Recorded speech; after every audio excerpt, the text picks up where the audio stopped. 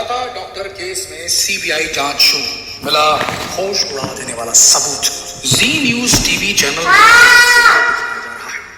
उस मॉब का, उन गुंडों का जो प्रोटेस्ट की आड़ में, जो कोलकाता के डॉक्टर थे जिसके फेवर में प्रोटेस्ट किए जा रहे थे आरोपी को सजा दिलाए जाने की, उस प्रोटेस्ट, उस आंदोलन की आड़ में 50 से ज्यादा गुंडा तत्व घुस जाते हैं आरजे कार हॉस्पिटल के अंदर और वहां तोड़ फोड़ मचाते हैं। पहले ऐसा लग रहा था मानो प्रोटेस्टर्स में से कोई हैं जिन्होंने कानून को हाथ में लेना शुरू कर दिया गुस्से में आकर, लेकिन बाद में समझ में आया कि वो गुंडा तत्व थे।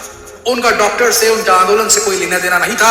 वो तोड़ फोड़ मचा रहे थे, वी वांट जस्टिस वो कह रहे थे। लेकिन जी न्यूज में एक वीडियो दिखाया जा रहा है जिसकी पुष्टि ना हम कर सकते हैं और ना ही जी टीवी ने की है, जी न्यूज ने की है। लेकिन उस वीडियो में साफ दिखाया जा रहा है कि उपद्रवी जो हैं वो आरजे कार हॉस्पिटल में घुसते हैं, तबाही मचाते हैं और ये बोलते हैं कि इमरजेंसी हॉल हो गया, अब सेमिनार हॉल की तरफ चलो। सेमिनार हॉल यानी कि घटना स्थल जहां पर डॉक्टर बेटी के साथ गलत हुआ।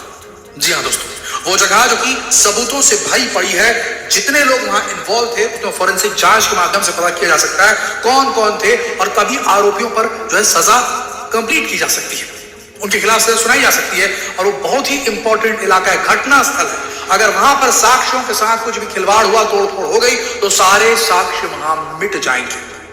तो जो लोग आंदोलन कर रहे थे डॉक्टर के लिए जिसके साथ गलत हुआ, वो लोग घटनास्थल में जाकर क्यों तोड़फोड़ करेंगे? बात समझिएगा। उस वीडियो में, तोड़फोड़ वाले वीडियो में दिखाया जा रहा है कि जहां पर ये हो रहा था, लोग तोड़फोड़ कर रहे थे आरजे कार हॉस्पिटल में घुस करके, वहां आवाज आ रही है, बंगाली भाषा में बोल रहे हैं कि इमरजेंसी हो गया, इमरजेंसी हॉल हो गया एक सेक्शन, अब चलो सेमिनार हॉल की तरफ चलते हैं। तो अगर वो आवाज उठा रहे थे न्याय दिलाने के लिए तो घटना स्थल में क्यों तोड़फोड़ मचाएंगे? सवाल ये उठता है। अब खबर निकलकर सामने आ रही है कि नहीं, बिल्कुल कुछ भी वहां पर कोई डैमेज नहीं हुआ, पुलिस ने उन्हें रोक दिया है क्योंकि वो जो जहां पर था सेमिनार हॉल वो 3rd फ्लोर पर था, 4थी मंजिल पर था और ये जो उपद्रव हुआ ये 3री मंजिल, 2री मंजिल के अंदर रोक दिया गया, पुलिस का ये कहना है। लेकिन दोस्तों साफ नजर में आ रहा है कि पॉलिटिकल इन्वॉल्वमेंट इसमें है, पॉलिटिकल पार्टीज के साथ कनेक्शन जो आरोपी है उसका हो सकता है और उसको बचाए जाने की कोशिश की जा रही है। लेकिन सवाल ये उठता है कि बार बार ये राजनीति क्यों शुरू हो जाती है? बार बार कभी एक पार्टी कभी दूसरी पार्टी मिलकर के न्याय के बीच में क्यों आकर खड़े हो जाते हैं? क्या हमें एक अच्छे स्ट्रॉन्ग कानून की जरूरत है या फिर हमें हमारी मानसिकता को बदलने की जरूरत है और इन पॉलिटिकल पार्टी से करने का हक छीनने की जरूरत है? जरा आप बताइए दोस्तों।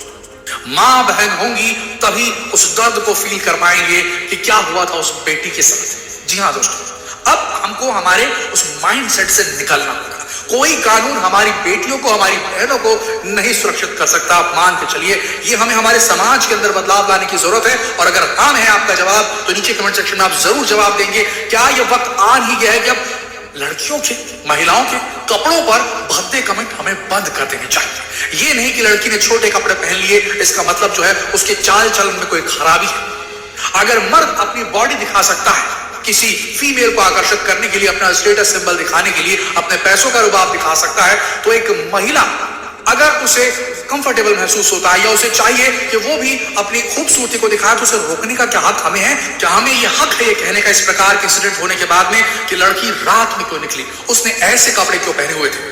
क्या जागीर है मर्दों की औरतें? यह हमें तय करना होगा दोस्तों। सोसाइटी ऐसी है, समाज ऐसा है, तो हमें ऐसा करना पड़ेगा। महिलाओं को एक पर्टिकुलर तरीके से बिहेव करना पड़ेगा, हम उनका व्यवहार जो है बदल कर रखना पड़ेगा। अगर समाज ऐसा है तो समाज में कौन है? आप है और हम और कौन है?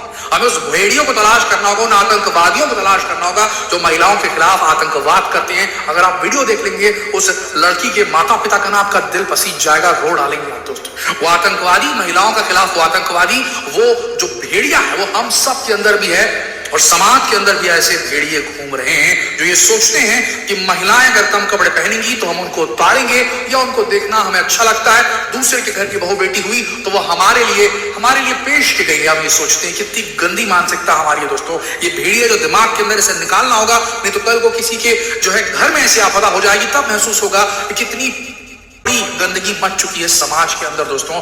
उस 62 साल के बूढ़े पिता की अगर बात सुनेंगे, उसकी माता की बात सुनेंगे, तो आपको समझ में आया कि उन्होंने कल्पना में कभी नहीं सोचा था कि डॉक्टरी पढ़ने गई, डॉक्टर बनने गई, वो बेटी जो थी उसके साथ ऐसा कभी हो सकता है। 60 साल में उन्होंने जो भी कमाया था अपने बच्चे के लिए कमाया था, वो बच्चा एक दिन के अंदर उनकी आंखों के सामने चला गया। जो हुई उसकी गति, उसके पीछे जो भेड़िया है वो हमारे समाज में छिपा है। उसे अगर न्याय मिल भी जाता है तो भी हमें मुहिम जारी रखनी पड़ेगी। समाज के अंदर ऐसे भेड़ियों को तलाश करना होगा जो महिलाओं को ऑब्जेक्टिफाई करते हैं। उन्हें पूरा हक अपने हिसाब से जीने का, अगर वो रात में निकलनी चाहे तो उन्हें निकलने दिया जाए और उनके प्रोटेक्शन की जिम्मेदारी हमें उठानी पड़ेगी। अगर कोई इसका उल्लंघन करता नजर आता है वो भेड़िया है, उसे वही सजा मिलनी चाहिए जो दुष्कर्म करने वाले को मिलती है। यह हमें सुनिश्चित करना होगा, इसके लिए आवाज उठानी होगी। अगर हमने अपनी मानसिकता नहीं बदली दोस्तों, तो चाहे कितने भी कानून आ जाए, ये दुनिया जिस तरीके की हो चुकी है ना, ये ऐसे डिटोरिएट होती जाएगी। हमें हमारे समाज में आमूलचूल बदलाव करने की जरूरत है, नहीं तो हमारी मां बहनें बेटियां ये भी सुरक्षित नहीं रहेंगी जिस ओर ये समाज जा रहा है। जिनके हाथ में ताकत या जो ऐसी मानसिकता रखते हैं कि भाई लड़की ने कम कपड़े पहने हैं मतलब उसका इंटरेस्ट होगा, हमें उसको अप्रोच कर लेना चाहिए। जो ये इस प्रकार की मानसिकता रखते हैं, आपके आसपास, आपके दोस्तों के बीच में, आपके समाज में कहीं भी ऐसे लोग दिखे, उन्हें तुरंत टोके। हम इस प्रकार की एकदम बहुत ही बुरी भयानक घटनाओं को रोक सकते हैं। अगर हमारे अंदर इंसान जिंदा है तो हमें अपने अंदर की भेड़ियों को भी निकाल कर मारना होगा, और दूसरे के अंदर उस भेड़िए की झलक दिखी उसको वहीं रोककर समझाना होगा। अगर उसने छोटे कपड़े पहने हैं तो तुम्हें क्या आपत्ति हो रही है? उससे छोटे कपड़े पहने इसका मतलब ये नहीं कि उसका चाल चलन खराब। अगर वो रात में निकल रही है तो जरूरी नहीं कि वो जो है गलत काम के लिए निकलेगी, और अगर निकल रही है तो उसके प्रोटेक्शन की जिम्मेदारी आपकी है। आप उसके प्रेडेटर, उसके शिकारी नहीं बन सकते, ये बेहद गलत है। अगर कहीं कोई लड़की दिखे, किसी कोई उसका पीछा करता दिखे, उस पर छींटाकशी करते दिखे, तो आप कितने भी दुर्बल निर्बल क्यों ना हो, खड़े होकर आवाज उठाइए। अगर हर भारतवासी ऐसा करना शुरू करेगा तो इस प्रकार के भेड़ियों को हम तलाश कर पाएंगे और उन्हें सजा दे पाएंगे। ये वक्त आ चुका है, इस जंग की शुरुआत हमें अपने अंदर करनी होगी। हमारे अंदर से, हमारे मानस पटल के अंदर से जो ये मानसिकता हमारे अंदर भरी हुई है पुरुष प्रधान समाज की, और ये कहते हुए कि भाई बहु बेटियां तभी सेफ हैं जब वो रात में ना निकले, बहु बेटियां तभी सेफ हैं जब वो कपड़े सही तरीके से पहने, ये जो बात है सही है। लेकिन बहु बेटियां अगर सेफ नहीं है तो किनसे सेफ नहीं है, उन्हें खोजकर हमें खत्म करना होगा। और इसके लिए किसी कानून की जरूरत नहीं है। समाज में अगर हर मर्द इतना सबल हो जाए, इतना ताकतवर हो जाए कि हमारे बीच में जो ऐसे लोग भेड़िए छिपे हुए हैं, इस प्रकार की जो मानसिकता छिपी हुई है, अगर हम इसे मारने में सक्सेस हो पाए तो कल को अगर आप बाप बनेंगे, आपकी बेटी होगी ना दोस्तों, तो आप भी बेफिक्र रह पाएंगे। नहीं तो अभी जो स्थिति चल रही है उस हिसाब से तो यहाँ पर स्थिति बहुत ही खराब है। ये जो मुहिम चल रही है, ये सीबीआई की जांच में जो रिजल्ट आता है, जो दोषी करार दिया जाता है, जो स्कैंडल चल रहा था आरजी कार हॉस्पिटल के अंदर, ये बताया जा रहा है सन 2001 से मौतें हो रही हैं, बार बार सुसाइड बना दिया जाता है मौतों को, ये भी खबर निकल कर बाहर आ रही है। पॉलिटिकल सपोर्ट की बात बाहर आ रही है। अगर सजा होती है इस बार तो भारत सरकार को ये सुनिश्चित करना चाहिए कि सजा सिर्फ दुष्कर्मियों को ना हो, हर दुष्कर्मी के साथ उन सारे लोगों को सजा होनी चाहिए और बराबर की सजा होनी चाहिए जिन्होंने उन्हें बचाने में मदद की। चाहे वो कोई पॉलिटिकल नेता हो, चाहे मुख्यमंत्री हो, चाहे उसके पार्टी कार्यकर्ता हो, चाहे पुलिस वाले हो, चाहे मीडिया कर्मी हो, जो भी इसमें इन्वॉल्व हो, सबको बराबर की सजा मिलनी चाहिए दोस्तों। तभी ये स्टैंडर्ड सेट होगा भारत के अंदर कि कोई भी बहु बेटियों की तरफ इस प्रकार की भद्दी नजर ना डाल पाए। हमें कोई हक नहीं है एक महिला के चाल चलन पर क्वेश्चन उठाने का, हमें कोई हक नहीं है उसके कपड़ों पर सवाल उठाने का, हमें कोई हक नहीं है कि वो घर से कब निकले उसके ऊपर सवाल उठाने का दोस्तों। क्योंकि अगर ऐसा ही चलता रहा तो आपकी भी कभी बहु बेटियां होंगी, आपकी बहु बेटियां भी सेफ नहीं रहेंगी। हमें ये सुनिश्चित करना होगा कि हम एक प्रेडेटर, जो शिकारी मानसिकता हमारे देश के मर्दों के अंदर है, जो भेड़िया जिंदा है, जो औरतों के खिलाफ इस प्रकार से सोचता है, पहले उसे मारना होगा।